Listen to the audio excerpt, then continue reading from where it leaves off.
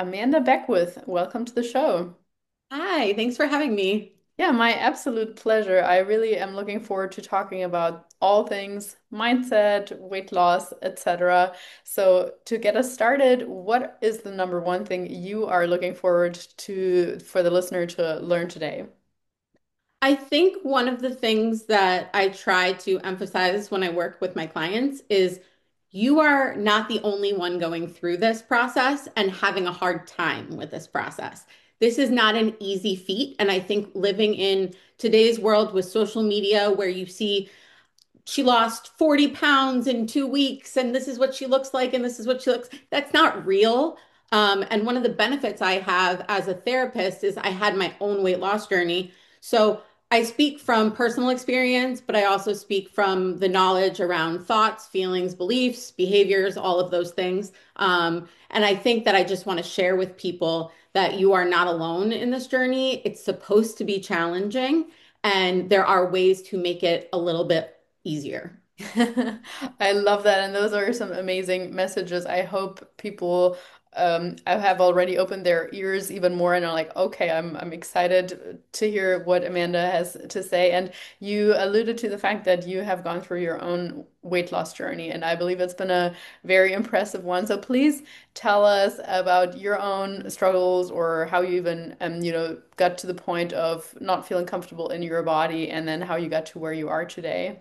Sure. So going all the way back to childhood, I was always a healthy kid. I was in reasonable shape. I played softball in high school and college, but I never had a appreciation for healthy foods. I was a, pasta with butter, chicken nugget kind of girl. And no matter what my parents tried, I just would refuse to eat it. And that kind of followed me. And in my around my senior year of college, I really started to enjoy the freedom that I now had and being able to make food choices for myself, which ultimately wound up in a lot of really bad food choices, low activity, a lot of alcohol. I really, pizza and beer and nachos and all of those things. And I actually gained 100 pounds in about a year. And it was all of a sudden too. It wasn't like I had just started eating unhealthy. I had been doing this for years, but for whatever reason, around 21, my body was like, nope, we're not doing this anymore. And so I found myself, going from like a size 8 to a size 24. And it was enormously challenging for me. There was a lot of, I felt my identity was very confused at that time. I had gained all this weight. I didn't want to go out. I didn't want to be with my friends, but I also didn't want to give up eating the foods because the foods were providing me with a coping mechanism. And that coping mechanism was for all the feelings that I didn't want to feel. So it worked really well as a negative coping mechanism. But what it also did was it prevented me from having hope that I could get out from underneath it. And when I was about 24, my health was not great. I decided my lab work was absolutely horrific for a 24-year-old girl. And I decided I was going to lose just a little bit of weight. I was 250 pounds at my heaviest. For reference, I'm 5'8". I'm currently 160 pounds. And I started with, those prepackaged meals, but this was 10 years ago. So they were not like your factor meals that are macro friendly. It was like freeze dried food that came in a box. Um, and basically, I taught myself how to starve myself because I thought that's what you were supposed to do. I thought you were supposed to eat as little as possible and move your body as much as possible. And for a long time, it worked. I took off the first 50 pounds in the first year. And then it took me another year to get the second 50 off. And from that time, I went from, a few months, I did those freeze dried meals. And then I started tracking macros. I had a friend who was a CrossFit coach, and he was like, you have to like eat things in a certain order, in a certain way. But I didn't really understand fully what it meant, and I didn't have a coach. So what wound up happening was I just kept decreasing my calories. And I had the belief that a lot of my clients have, which is that carbs are bad for you. So it was basically lean protein and like broccoli, no healthy fats because I didn't understand the concept of a healthy fat. It worked. I lost the 100 pounds. It took me 2 years. Um, but I wasn't satisfied because what they don't tell you when you lose a huge amount of weight is you don't get the abs, you don't get the muscle definition, you don't get that look that you're used to seeing. You just kind of get a deflated version of what you were before. So, you put in all this work and you're not happy. That just doesn't make sense. So, my brain, type A personality, said, push harder. So, I ate less. I started doing more and more cardio. For 3 years, I maintained that 100-pound weight loss, and I was averaging about 900 calories a day. And yeah, it was really bad. And it was pretty much mostly in protein bars. I'm not even going to lie. This was not the best way to do this. And I was doing about 4 to 6 hours of cardio a day. Yeah, I was, we live in a world where the expectation is if you push harder, if you force it, it will come. It doesn't really work that way. The end of that 3 year span, I was not in good shape. I was 28. I had lost my period.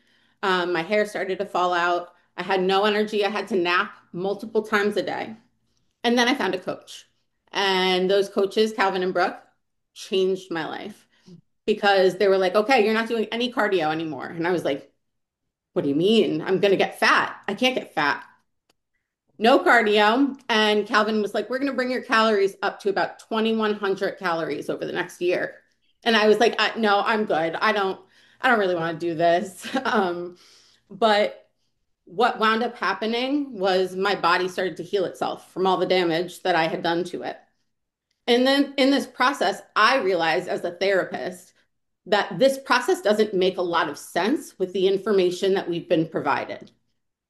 So, over the next 3 years with Calvin and Brooke, eventually we decided to combine forces because we realized that what they do and what I do, they go hand in hand. And you really can't make such a sustainable change and a lasting change unless you address what's going on in your head. Because you can write a wonderful exercise plan, nutrition plan, but if the client doesn't choose to follow it, it's a piece of paper.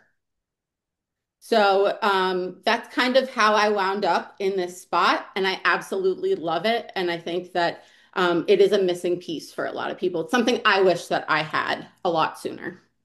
100%. And firstly, thank you so much for sharing all that about your own story. I am sure that it resonates with a lot of people. I have never gotten to the point of, 900 calories or so per day, but certainly restriction of like specific foods, demonizing specific foods, being terrified of even like having an apple because it's a carb, basically living off of protein and fiber and then binging other times and so on. So I can relate to a small extent, but I mean, what I really like about your reflection is just that recognition of it was a coping mechanism, it worked in that at that time, but it obviously never addressed the underlying issues. And I think we all have, whether that pertains to nutrition or whatever, we have coping mechanisms for traumas or holes or inadequacies that we feel in our life where we're like trying to numb or trying to just not deal with the things in the way that like I mean the best way to deal with things is to go through them but that like through the issue but that's the hard that feels the hardest in the moment even though it would be the quickest way. Right. So, and quite often we have like blind spots ourselves because we're like we don't know why we grab the ice cream out of the freezer straight away. Like maybe it's just because you've always done it and you think that's the only reason and you're not aware of the fact that it actually stems from somewhere deeper. So I really have so much appreciation for all the work that you're doing. And I think combining those two basically ex areas of expertise is absolutely amazing in order to create sustainable weight loss and shed more light onto that because you're absolutely right. Like the best plan, best macros, they don't serve anything. And I mean, I'm super impressed that you trusted in Brooke and Calvin straight away because sometimes it is hard to gain a client's trust right away. Like if you tell them, hey, we're going to increase your calories, as you mentioned, like your first initial instinct was like, heck no, I'm not doing that. I don't need that because your underlying thought was probably, I'm going to get fat again. I don't want that. I've worked so hard for this, but there must have been something in you that just told you, hey, what you've been doing so far hasn't worked. You gotta, do a little bit. And I'm sure from their side as well, they probably said to you, hey, we're not gonna increase that from 900 to 2,100 tomorrow. Like try eating 50 calories more tomorrow. That's all we're asking. Or like, yeah, tell me a little bit about the strategies that helped you trust them right away. So like I said, when I first got off that consultation call with Calvin, I literally put the phone down and was like, I'm not doing this. There's no way I'm doing this. But something that I talk about a lot with my clients is change only happens when the discomfort of your current situation is worse than the discomfort of doing what you're afraid of. And that's where I was in my life at that point. I was, in addition to the fact that, and I'll be candid, in addition to the fact that I was having physical symptoms, I was enormously depressed. And I do struggle with depression. And that period of my life was a very hard one for a number of reasons. But I also think it was so hard because I was so malnourished. And we could talk for days about the importance of food on your mood, but just from a physiological space, right? But knowing that this was something that they were offering me and they were willing to work with me and my fears. So in the beginning, Calvin and our check-ins were so long in the beginning because Calvin would be like, "You're doing awesome. This is great. I'm going to bump you a little bit more." And I'd be like, "But I'm really scared and I'm nervous that I'm going to gain weight back." And in the process, I had the knowledge of what I do as a psychotherapist. So I'm like, "Okay, why am I so afraid that I'm going to gain this weight back? It's not that I don't want to look fat. That's a surface level fear. What is the fear underneath?" For me, it was a sense of powerlessness. And I didn't want to feel that way again. So then by identifying that within myself and saying, these people are willing to help me, it's a better option than I've been given anywhere else. I don't like where my current space is. I should try this. Now, Calvin and Brooks' plan worked exceptionally well with me because as they fed me up, my body responded super fast. And that's a blessing because you want that positive reinforcement, right? He's asking for my trust. He needs to give me something back. Mhm, But that, in some ways, is not totally up to him. mhm, It's up to how my body responds, right? Fortunately, it responded really well. And every time it responded well, I had more what I call evidence that this is scary but it works in a positive way. So I have to trust the process if I want to move forward. mhm. And Calvin and Brooke were super supportive of that. Yeah, that's awesome. You're absolutely right. Unfortunately, as coaches, we don't have complete or we have no control over how how our client's body responds. But the beautiful thing really about our bodies is if we give them enough time and we continue to reassure them that we are now taking care of them, we are now there to like nourish them, to really like love our bodies. Eventually, they will respond very well. It's just sad if we're still stuck in that short-term mindset, thinking like, oh, I'm sure there were days where the scale went up like a pound or two or what, maybe even more, especially if it was around your period, and you could have just as easily, or your subconscious could have just as easily said, oh, look. That's from the extra 50 calories you ate yesterday. You better over restrict today or jump on that cardio machine again because that worked in the past. Like sometimes that ugly head or ugly voice rears its head, and so it's easy to fall back. And I'm really really glad that your body responded in such a good way. And I don't know if that's a topic that you talk to your clients about often, but in general, maybe you have some strategies for like how to get better in approaching change in general, like any kind of change or challenge or whatever, because we like that's the only constant in life that exists. Change will always come about. We want to hold on to how things are. That's just how humans are wired. But change is the only constant in life. So how can we get better at embracing change and challenges? That's actually something I probably spend the most amount of my time working with clients on because you find people saying, well, I want this, but I don't want to give up this. And sometimes that's possible, but most of the time it's not. There has to be some sort of give and take.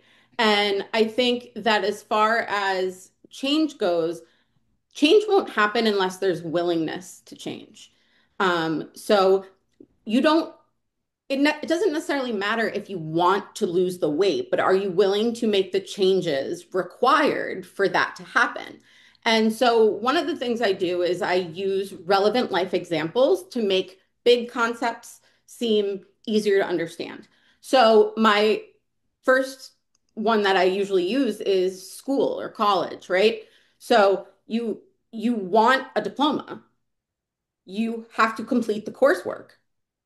There's no wiggle room there, right? But you don't want to do the coursework. Maybe it's hard. Maybe you don't understand it. You're going to need to sit in that discomfort, which ironically, I literally have on my wall above me because I'm terrible at it. So I am with you. I have to do all the work that I tell my clients I do myself. But probably the number one determining factor for success because discomfort is everywhere. We all have very few things that make us comfortable. And then the scope of what makes us uncomfortable is much larger. So that willingness to change and then understanding that you're going to be required to do new things that you've never done before and that we aren't already going to be good at. So people have a tendency to avoid activities that they don't know how to do because they don't get the positive reinforcement of being good at it. But you only become good at something if you practice. So that's one of the things with my clients where they're like, well, I hate tracking macros. Okay. How many times have you done it? For a week. I did it for a week. Okay. I've been tracking macros for 8 years. I track macros now in my head. I don't really need the same guidance I used to have. Why? Because I have 8 years of practice. And is there a quick fix for that? Not if you want a sustainable change. So that's the other thing is change can occur and not be sustainable, which is and I did all these, I did the Weight Watchers, the Jenny Craig, I did every diet on the planet. Um, I always wound up gaining the weight back because I didn't learn the skills. I was just using the tools. And so what we try to do is I don't want you to need me forever. Calvin and Brooke is the same way. We don't want you to need us forever. We want to give you the tools so you can be successful and do this on your own. And then the last piece for change is change means leaving things behind. And especially with large weight loss, there's an identity issue there. I will be totally honest with you. I am in great shape. I'm incredibly strong. I lift 5 days a week. I love what I do. But there are days that I look in the mirror and the 250-pound version of me is what's looking back at me. That's not real. But that identity discrepancy can sometimes be really challenging. What am I leaving behind? Did I have good experiences in that time as well that I'm losing? So, just understanding that change is going to cost, but in the end, you're going to get back more in return. Wow, yeah, I think those points are also important and really, I'm sure so valuable to have those conversations with your clients ideally to begin with, or in the okay, so that they even have an expectation of like, hey, that is going to come up. I need to leave parts of me behind. And even though in that moment they probably think, yes, yes, yes, I want change, but when it comes to actually executing, it's a different story. You know, when you have your normal weekend binge friends ringing up you up and be like, hey, we ordered, you know, 5 pizzas for the two of us or three of us. Are you on board? We're about to pick you up, and having the bravery of saying like, hey, no, actually, I've decided to make some changes here. That's a different story. And as you said, there's also, of course also some positive life moments, I'm sure, associated with that. And so having in order to make that a permanent or sustainable change, really addressing those underlying identity issues. And sometimes they, or I would say almost more so they come up through interactions with other people. You know, if someone is like, their nickname is already like gordo, or you know, like hey biggie, or whatever, something like that. Or if like, oh hey, you used to pack away 3 plates of that, what happened to you, like what's going on there? And like comments like that, it's so easy to just be like, oh yeah, sure, I'll have another one because I want to fit in, particularly if maybe the rest of your friends or family is a bit larger. We all want to fit in. That's it is programmed into us, like that feeling of belonging. If you're suddenly the first person in your circle of friends who is starting a health journey, that is so hard. Like I have so much respect for anyone who has the desire and starts is the first in their circle to actually take action on that. So I really think that's a very important thing to address in terms of identity. And I'm sure that in your own journey, but also with your clients, you probably, um, even if we are committed to making all these changes, but you have moments coming up, let's just say after a really hard day of work or break up with a partner or whatever, where you want to emotionally eat, even though you might have thought through the scenario many times and have developed some new coping mechanisms as well. But yeah, nonetheless, when that desire, that instinct, that drive comes up to like, hey, just, you know, self-soothe with whatever on the couch, um, what's something you tell your clients or even use yourself in order to kind of work through that? That is something I talk about a lot with my clients because it's something everybody goes through because we are not perfect. Mhm. You can put 100% of your energy in, but there's still variables, right? Things that are gonna just happen. And when that happens, we have a tendency to do a couple of things. So when it comes to, I I'll use myself for example. When I'm on my period right before I get it, I always have one night where, and that's how I know it's coming, where I just want to eat everything in my house. And it's it's frustrating because it's like you know better. Why would you do this? But in that circumstance, I have to, so this is something that I give to all my clients is I tell people instead of thinking about having a right brain and a left brain, you want to think about having a rational brain and an emotional brain. So your emotional brain, mine in this case, says something's going on in your body right now, so you should eat everything in your kitchen. And my rational brain says the hormone change right now is triggering you. We have to make sure that we do everything in our power to reduce the harm of the impact. So I didn't say not eat because then you're setting yourself up. You gave yourself one out, and if you don't take it, you failed. And then when you're being hard on yourself, the self-soothing from the food will come in. So it's all working together. And the Um, self-loathing as well, where we're like talking badly to ourselves, like, oh, what, you're a piece of whatever, because you failed, you didn't succeed, you didn't stick with what you set yourself out to do.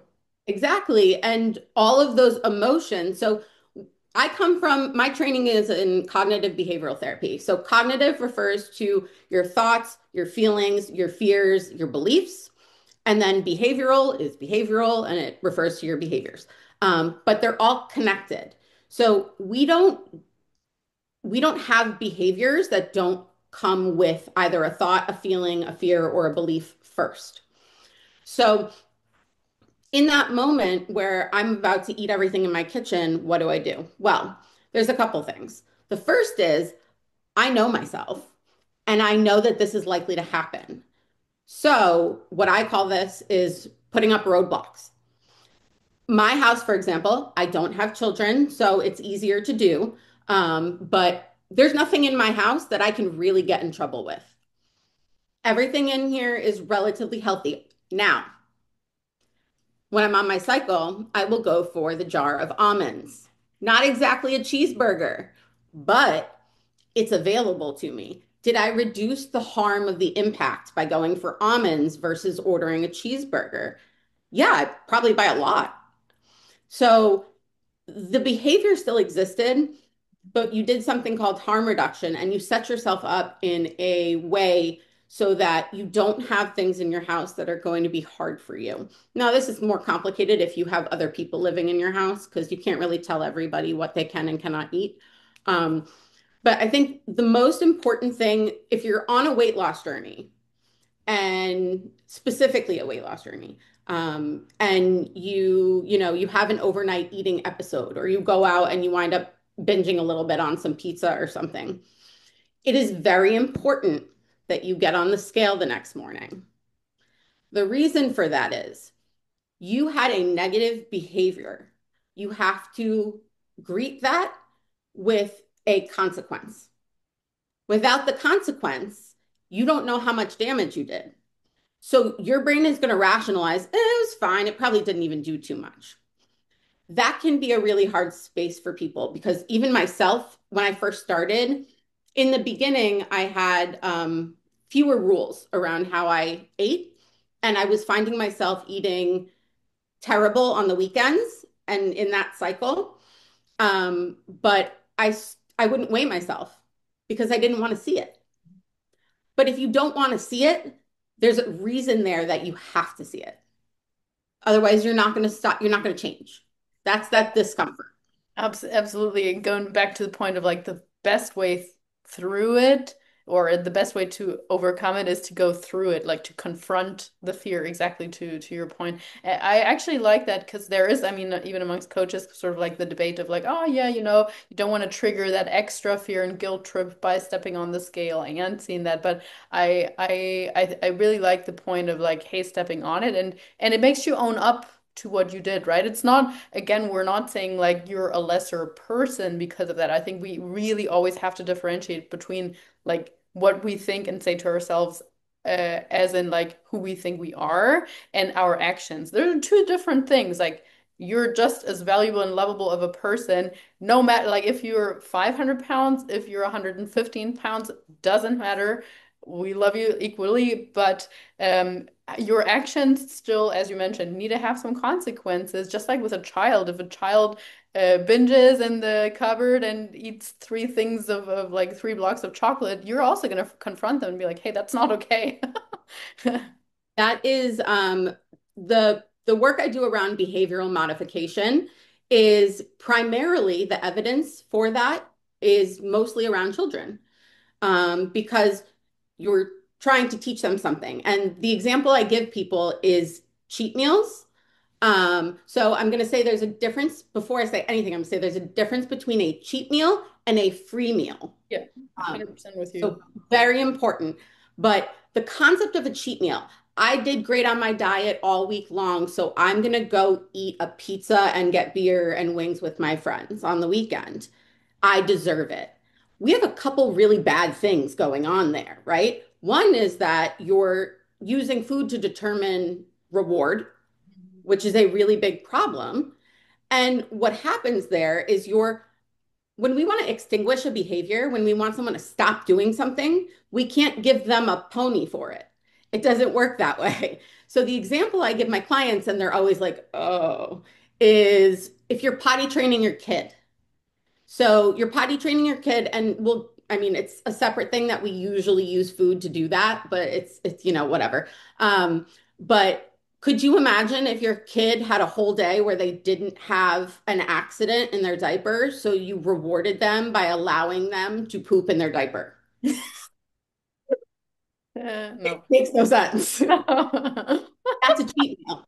That's a brilliant metaphor or analogy. Yeah, people really like that one because they're like, okay, I can't really argue with that. But the reason I said it's different between, a cheat meal and a free meal. Well, now we're talking about the difference between an unlimited meal and a meal with guidelines. Those guidelines might be outside the scope of the normal guidelines. They may be a little bit looser, but there's still guidelines there. We never want anything to be unlimited because when something is unlimited, we don't value it. And Oh, that's a I would love to like visually or auditively highlight that. That's a wonderful line. Like if there is something that I'm all for, it is moderation. I truly think extremes are the issue of today's society worldwide, where we're like, oh, I encourage to exactly to your point, like overeat everything over Christmas and then over restricted here, right. whatever, like moderation. And what a wonderful point to like just acknowledge if it's completely free or unlimited, there we don't value it. That's Right. yeah, amazing. Well said. Thank you. Yeah, no, and again, that analogy really, I can understand why that hits home with a lot of people. So yeah, I mean, the distinction in general between free meals and cheat meals, I think for the listeners, important to hear. Coaches obviously have various strategies. Sometimes you might just say like, "Hey, tonight I want you to go out to a restaurant, order something, somewhat decent. It might be like steak and baked potato and some veggies, and you can enjoy a shared dessert with your partner. Enjoy that. Don't stress about it. We want to take the pressure off. But with a cheat meal, it's just like go bonkers. You're literally, as you mentioned, like free for all, basically. Right. Forget that day ever happened. And normally, the consequence of that is that we do wake up also in physical pain because we're super bloated, we're retaining a ton of water, digestive issues, and so on. And subconsciously, there is a guilt component as well. So yeah, the free meal, or in my eyes, also something like a refeed day where you're getting certain calorie values, but they're usually higher than normal. Those are some good strategies to just give people a little bit of more wiggle room and making sure that we're continuing with a good relationship with food and not becoming too Yeah. numbers focused or yeah, like I'm sure you also have clients that fall into that other extreme back then as well in the sense of I need to hit 1781 calories today and exactly 142 grams of protein, otherwise I'm a failure. We don't ever want anyone to get there or be there. Right. That is actually something I do handle a fair amount, more than you'd think. I've had a handful of eating disorder clients where that's the type of work that we do. And what I do with that is again, my approaches come from, I have a master's in clinical social work. So my approaches come from psychology. So what I would do with someone like that is something called ERP, exposure and response prevention. And I modify it because obviously I'm not like in a therapy setting. But basically, it's gradually exposing the client to the thing that's causing them anxiety until they do it enough times that the anxiety comes down. And then you raise the bar a little. So I had an over exerciser, and she would go for like 60-mile bike rides, runs, like crazy amount of endurance, um, but didn't have the food on board to support that in the moment. So it was taxing on her body. So at first, I can go one or two ways, and I have to kind of gauge the client, but I can either remove it completely, like Calvin did with me, where he was like, no more cardio, but he gave me a replacement behavior. He said, you can't do cardio, but here's lifting, Huh. and Hmm. it worked very well. What I did with her is I gradually, incrementally decreased the length and distance of her runs. And by the time she got to probably about the halfway mark, so let's say 30 miles out of 60 miles, I got maybe I could take a day off. And I'm like, oh, weird. Sure, let's do that.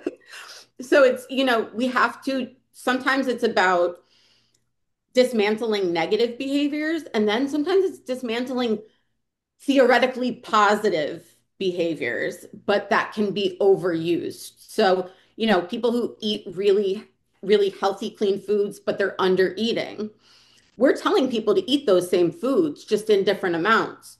So you can have too much of a good thing, just like you can have too much of a bad thing. But really, what we're looking for is what you mentioned, which is that balance, which is, I normally run on Tuesdays, but my friend invited me to lunch, so I'm going to go to lunch and run on Thursday. But that's really hard, especially for type A thinkers. That is a really hard thing for them to wrap their heads around.